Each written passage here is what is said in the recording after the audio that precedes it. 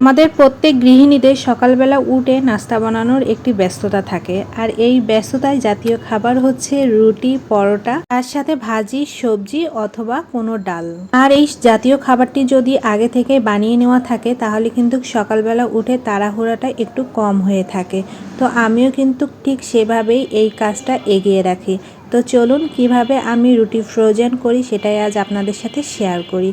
এখানে আমি 3 কাপ পরিমাণ জল নিয়েছি, তার সাথে একটু লবণ আর 1 চামচ সয়াবিন তেল দিয়ে ভালো করে জলটা ফুটিয়ে নিয়েছি। আর এখন এখানে আমি পরিমাণ মতো আটা দিয়ে দিচ্ছি। আর আটাটা ভালো করতে কাওয়া না করলে কিন্তু রুটির ডোটা একদম ভালো হয় না, শক্ত শক্ত হয়ে যায়।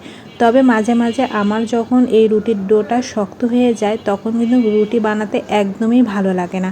তবে আজকে কেন জানি অনেক ভালো হয়েছে, একদম পারফেক্ট হয়েছে।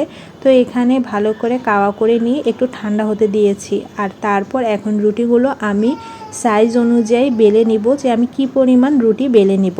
রুটিটা যদি নরম কাই হয় তাহলে কিন্তু বেলতে অনেক সুবিধা হয়, আর শক্ত হলে কিন্তু অনেকটা হাতের ব্যথা লাগে, কারণ রুটি বানাতে গেলেও কিন্তু হাতের চাপটা খুব দরকার। আর রুটি বানানোও কিন্তু অনেক কঠিন কাজ। যারা এই রুটি বানাতে পারে তাদের কাছে তো সহজ, কিন্তু আবার কঠিনও আছে।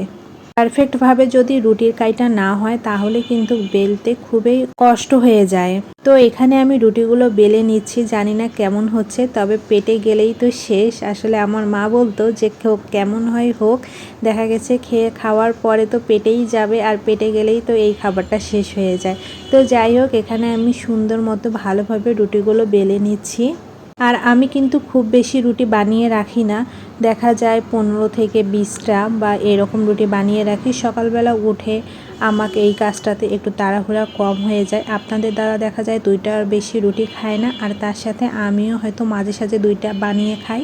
তো দেখা যায় এই তো 3 থেকে 4টা রুটি হলেই আমাদের সকালের নাস্তাটা খুব ভালোভাবে হয়ে যায়।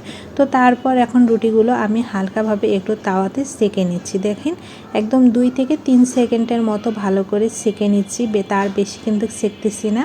আর এখন এই যে গরম গরম রুটিগুলো আছে, এই রুটিগুলো আমি কিন্তু একটু বাতাসে ঠান্ডা হতে দিব।